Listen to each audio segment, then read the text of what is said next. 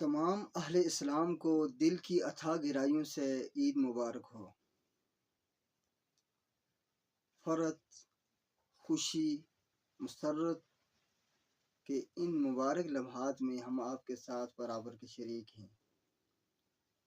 اللہ تعالیٰ کا لاکھ لاکھ احسان ہے کہ اللہ تبارک و تعالیٰ نے ہمیں زندگی میں ایک مرتبہ پھر عید الفطر کا موقع میسر فرمایا۔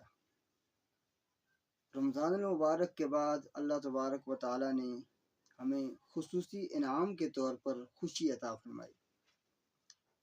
ہم اللہ تبارک و تعالیٰ کی ذات پر کامل توقع رکھتے ہیں، امید رکھتے ہیں کہ اللہ تبارک و تعالیٰ نے ہمارے گناہوں کو معاف فرمایا ہوگا۔ لیکن چند آدمی ایسے ہیں کہ جن کی آج کے دن بھی اللہ تبارک و تعالیٰ بخشش نہیں فرماتا۔ اگر وہ ان گناہوں